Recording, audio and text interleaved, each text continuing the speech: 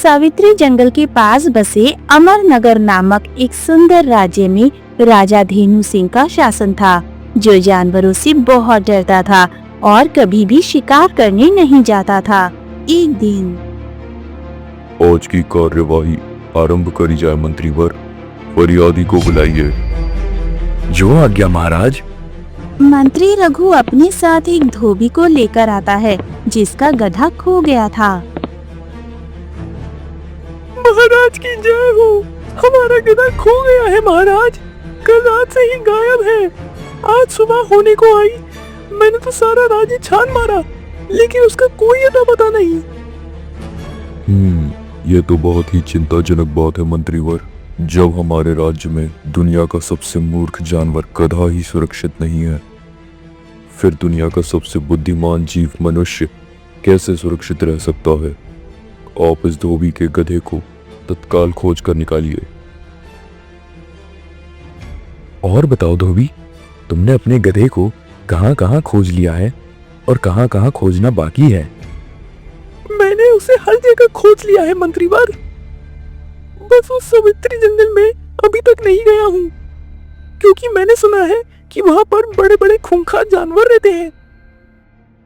बस फिर क्या, समझो तुम्हारा गधा तुम्हें मिल गया, वह जरूर उस जंगल में चला गया होगा। धोबी घबराते हुए बोला, क्या? फिर तो आप तत्काल उस जंगल में जाकर मेरे गधे को लेकर आइए महाराज, नहीं तो कोई जंगली जानवर उसे खा जाएगा। वह मेरे बच्चे जैसा है।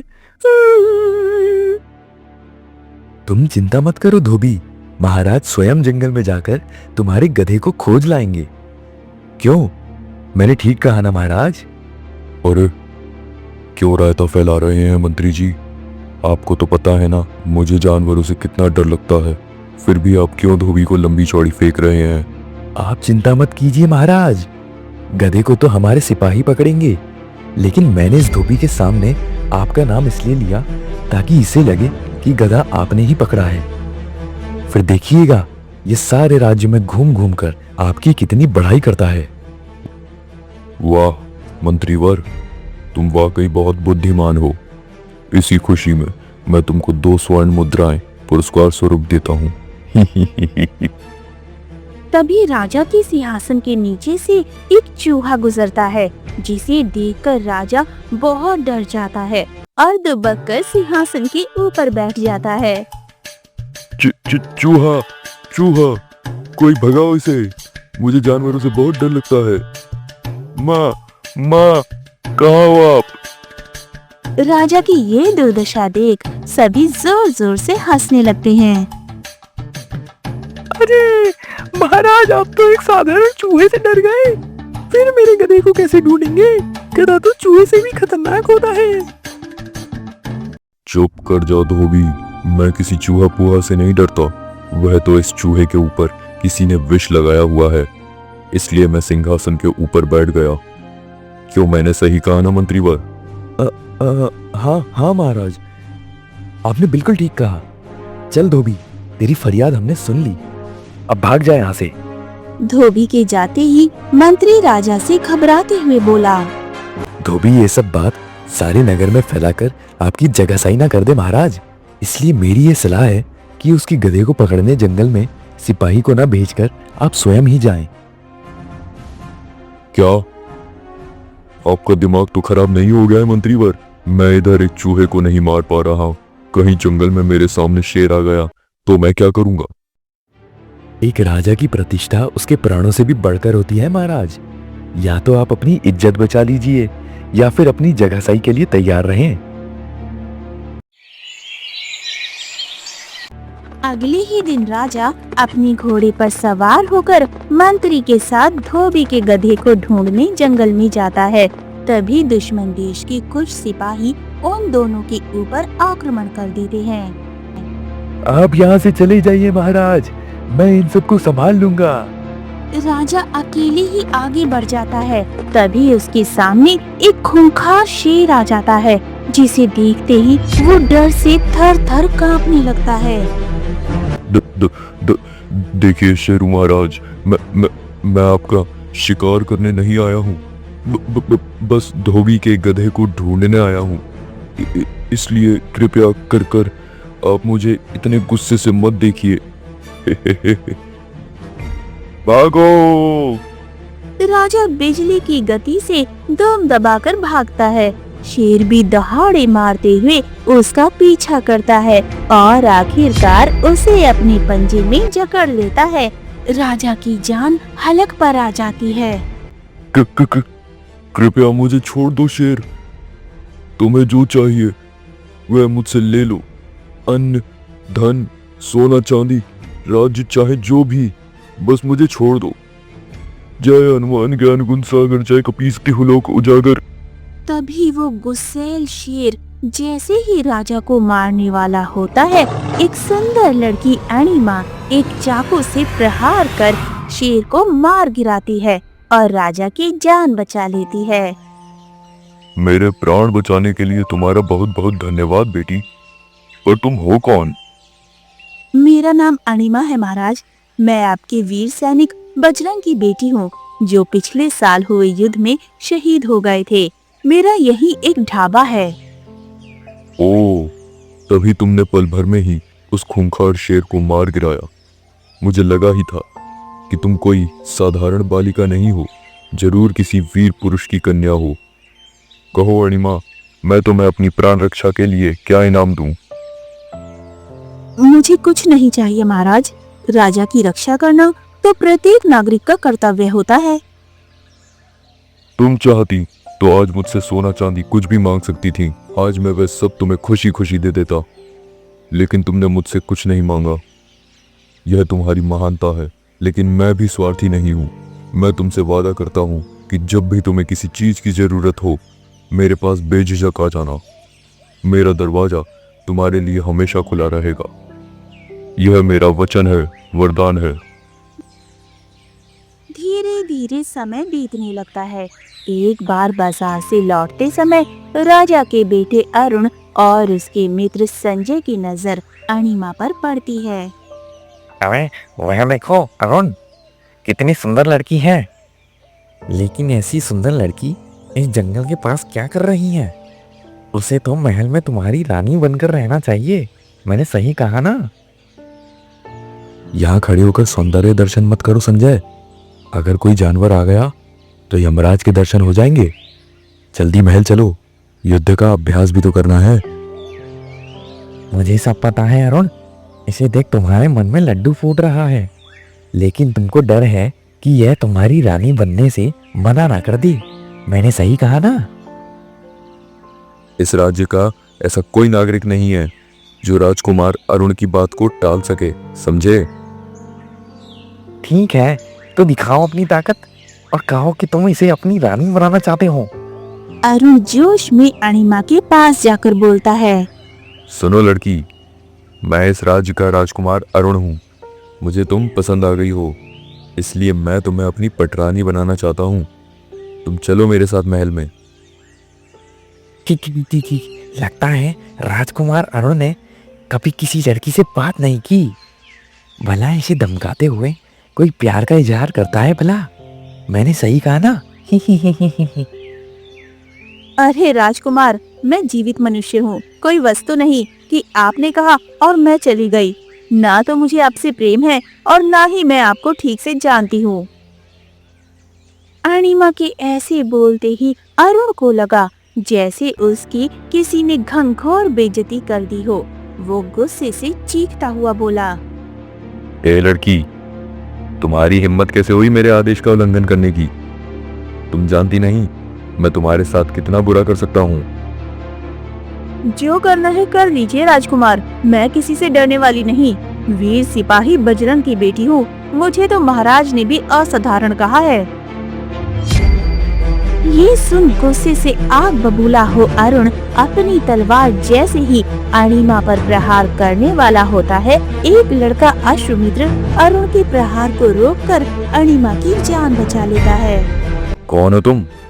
जानती हो तुमने कितनी बड़ी गलती कर दी है राजकुमार अरुण से दुश्मनी करके? मेरा नाम अश्वमित्र है, जो तुम जैसे अड़ियल घोड़ों को आसानी से धूल चटा देने के कारण ही पड़ा है। अरुण और संजय अश्वमित्र पर अपनी अपनी तलवार से प्रहार करने लगते हैं, लेकिन अश्वमित्र उन दोनों को परास्त कर देता है और जैसे ही उन्हें मारने वाला होता है वो दोनों भाग खड़े होते हैं। अणिमा अश्वमित्र की बहादुरी देखकर बहुत खुश होती है और ये जानकर कि वो काम की तलाश कर रहा है, वो अपने भोजनालय में उसे बतौर बावर्ची नौकरी पर रख लेती है। ये मूली भी गया, इस प्याज को भी मैंने फांसी दे दी, इस गाजर का सिर भी मैंने धड़ से अलग कर दिया, आलू को भी जिंदा जला दिया। अब मिर्ची और धनिये को मसलने की बारी है, लेकिन उसके लिए तो सिलबट्टा चाहिए। कहाँ से लाऊं सिलबट्टा? समझ गया। अश्वमित्र एक बड़े से पत्थर को उठाकर लाता है और अपनी तलवार के प्रहार से एक ही झटके में उसके 2 टुकड़े कर देता है। आज के लिए इतना अभ्यास काफी है अश्वमित्र, बाकी अभ्यास अब कल करना। अणिमा पेड़ के पीछे छिपकर ये सब देख रही थी। उसे अश्वमित्र पर शक होता है क्योंकि वो बहुत ही ताकतवर था, जबकि एक साधारण लड़का ऐसा नहीं हो सकता। तभी अश्वमित्र उसे देख लेता है। मुझे पता है तुम यही सोच रही हो कि मैं इतना ताकतवर क्यों हूँ, जबकि ऐसी ताकत की उम्मीद किसी सैनिक से ही की जाती है। चिंता मत करो, मैं बजरंग बली का बहुत बड़ा भक्त हूँ और बचपन से ही अखाड़ा जाता हूँ। यह सब उसी का फल है। धीरे धीरे अश्वमित्र और अणिमा एक दूसरे को पसंद करने लगे थे। एक दिन, सुनो अणिमा, क्या तुम इस अमरनगर राज की महारानी बनना चाहती हो? मैं और महारानी? भला वो कैसे? क्यों, जब मैं इस राज्य का राजा बनूंगा तो तुम मेरी महारानी ही कहलाओगी ना। लेकिन इस राज्य के राजा तो धेनु सिंह है, फिर उसके बाद उनका बेटा अरुण अगला राजा बनेगा। ऐसा कुछ नहीं होगा, बस तुम देखती जाओ, जल्दी धेनु सिंह और उसका बेटा अरुण दोनों मारे जाएंगे। अणिमा आश्चर्य से बोली, मतलब? मैं कुछ समझी नहीं। मेरा मतलब था कि भविष्य किसने देखा है? ठीक है, मैं रसोई में जा रहा हूँ, मैंने दूध उबलने रखा था। दूसरी तरफ राजमहल में हड़कंप मचा हुआ था क्योंकि अरुण के मित्र संजय की किसी ने हत्या कर दी थी। संजय, संजय, उठ जा मेरे भाई। अब मेरे साथ जंगल में शिकार करने कौन जाएगा? कौन मुझे हंसाएगा, रुलाएगा और जीवन भर मेरा साथ देगा? उस अज्ञात हमलावर का पता लगाइए मंत्रीवर। आज उसने संजय को मारा है, कल को कहीं मेरे बेटे अरुण को। आप निश्चिंत रहिए महाराज, जल्द ही उस हमलावर को मैं खोज निकालूंगा। लेकिन मुझे ये समझ नहीं आता कि उसने संजय को क्यों मारा। संजय से उसकी क्या दुश्मनी थी? वह संजय को नहीं, मुझे मारना चाहता था मंत्रीवर। दरअसल आज जब हम जंगल से शिकार कर कर लौट रहे थे, उसी समय संजय फिसलकर नदी में जा गिरा। उसके कपड़े गीले होने के कारण मैंने उसे अपने कपड़े पहनने को दे दिए थे। लगता है उस हमलावर ने संजय को ही अरुण समझ लिया था। एक दिन, तुमने उस दिन बताया नहीं अश्वमित्र कि तुम कैसे इस राज्य के राजा और मैं रानी बनूंगी। उस समय मैं ताड़ी के नशे में था अणिमा, इसलिए ये सब बोल दिया। खैर, वह सब छोड़ो और यह बताओ कि क्या तुम्हारा मन नहीं करता राजा धेनु सिंह के उस विशाल महल में रहने का? हाँ, करता तो है। वो क्या है कि इस छोटी सी झोपड़ी में रहते रहते मैं ऊब गई हूँ, लेकिन शायद ये संभव नहीं। कहाँ वो राजा और कहाँ मैं, एक साधारण सी आम लड़की। अगर तुम चाहो तो अपनी ये इच्छा पूरी कर सकती हो। कैसे? राजा से वरदान मांगकर, जो उसने तुम्हें दिया था जब तुमने 1 साल पहले इसी जंगल में एक खूंखार शेर से उसकी जान बचाई थी। हाँ, उस वरदान के बारे में तो मैं भूल ही गई थी, लेकिन तुम्हें इसके बारे में कैसे पता? तुम तो उस समय इस राज्य में आए भी नहीं थे। अ, अ, अ, ए, ए, एक बार मंत्री ने मुझे इसके बारे में बताया था। वह भी मेरी तरह बजरंगबली के बहुत बड़े भक्त है ना, तो एक बार मंदिर में मुझसे मिले थे। अगले ही दिन अणिमा अश्वमित्र के साथ राजा के पास जाती है। महाराज की जय हो। तुम कौन लड़की, यहाँ क्यों आई हो?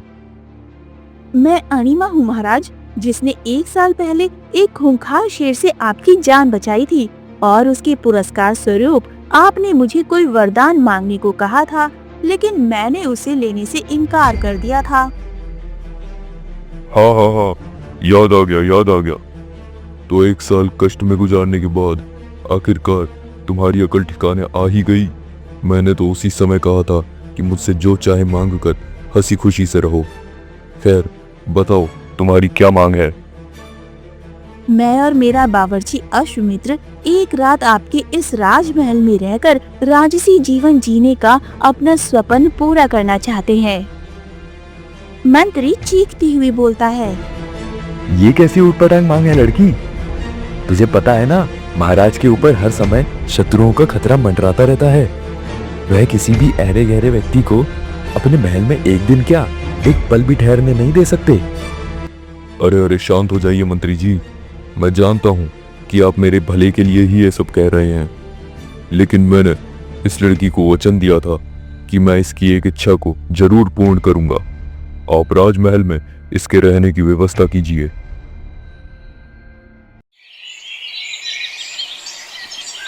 अगले ही दिन अणिमा और अश्वमित्र महल में रहने आ जाते हैं।